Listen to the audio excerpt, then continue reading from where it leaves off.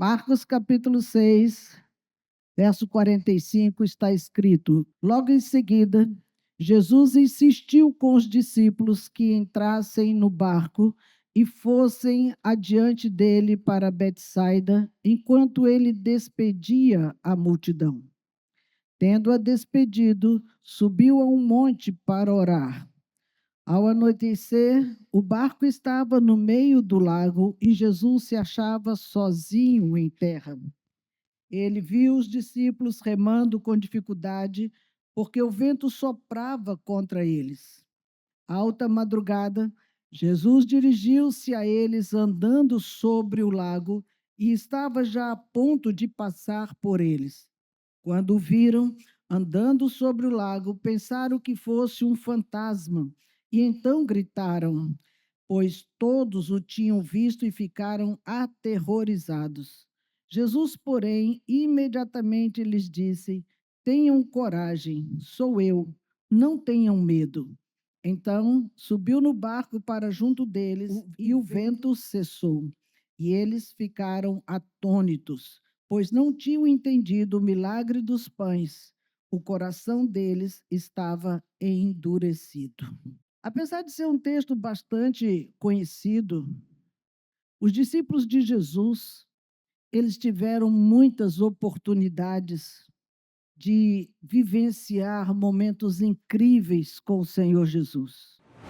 Eles foram testemunhas de ações assim muito extraordinárias, e eles não eram só aqueles que viam, eles faziam parte e também estava junto com eles sempre uma numerosa multidão de testemunhas que também iam a Jesus com sua demanda, com as suas necessidades, com as suas dores.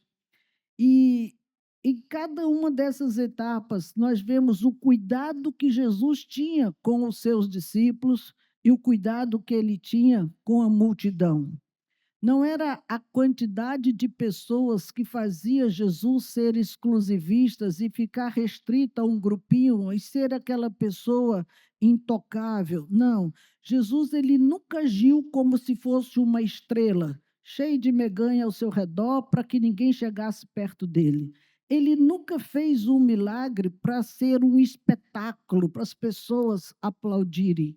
Ele nunca quis aparecer em nada do que ele fazia. Pelo contrário, ele tinha muita empatia pelas causas que vinham até ele, pelas pessoas que o procuravam com as suas dores, querendo um socorro, querendo uma mudança, querendo uma ajuda para realmente ser pessoas transformadas.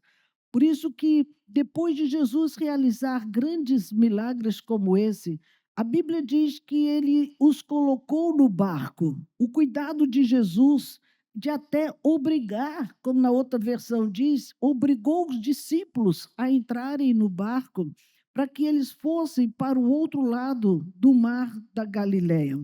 Jesus queria que eles ficassem descansando um pouco, que eles saíssem um pouco daquela multidão, até porque já era o final da tarde. Ele já tinha feito um trabalho o dia inteiro com aquelas multidões, o seguindo por onde eles iam, e quando já estava o dia se acabando, Jesus mandou que eles fossem para o outro lado, porque ele tinha algo muito importante a fazer, e ele precisava ficar só. Essa foi uma lição tremenda para mim, a necessidade de estar só. Por quê? Porque ele queria conversar com o seu pai.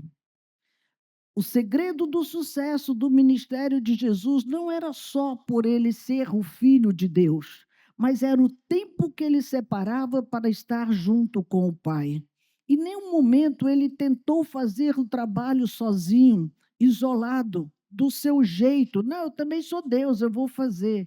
Não, ele demonstrava claramente uma dependência que ele tinha de estar conectado com Deus constantemente para que a vontade do seu Pai fosse realizada. E era já o final da tarde.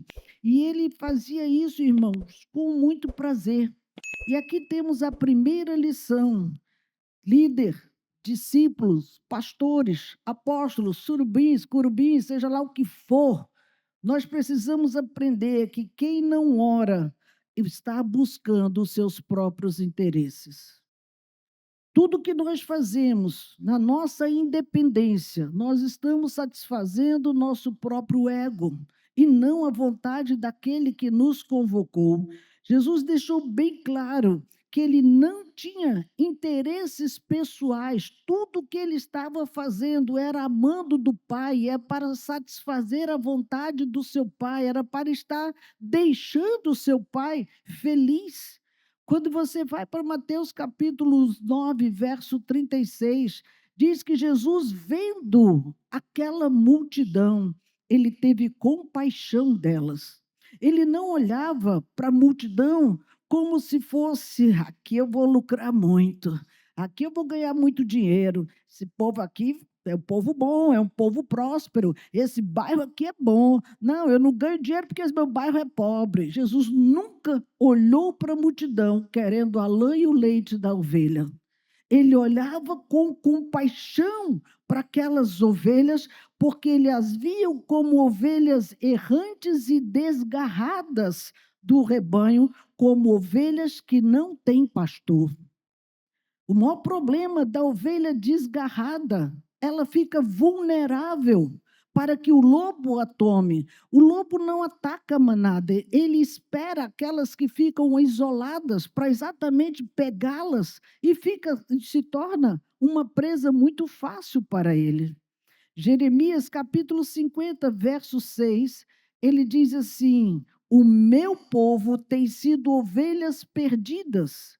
Os seus pastores as desencaminharam e as fizeram perambular pelos montes. Elas vaguearam por montanhas e colinas e se esqueceram do seu próprio curral. Olha a denúncia que Deus está fazendo com os pastores, e o profeta foi levantado para anunciar o que estava acontecendo. E a notícia do nosso jornal hoje, quantas notícias têm vindo à tona de pastores que têm desviado o rebanho de Deus numa busca terrível de dinheiro, dinheiro e dinheiro. Parece que Mamon se tornou o seu Deus. E o Senhor tem dito aqui que desencaminharam as ovelhas e fizeram elas perambular pelos montes como ovelhas desgarradas que não sabiam para onde iam mais. E aqui, irmãos, nós vemos que ovelhas que estavam vagando nas montanhas, colinas e esqueceram do seu próprio curral. Ei, ovelhas de Jesus, da Igreja Renovada, este é o seu curral. O que está fazendo vagando pelas montanhas e colinas por aí? Vocês têm pastora. Vocês têm quem cuide de vocês. Não tem por que estar vagando perdido pelas montanhas.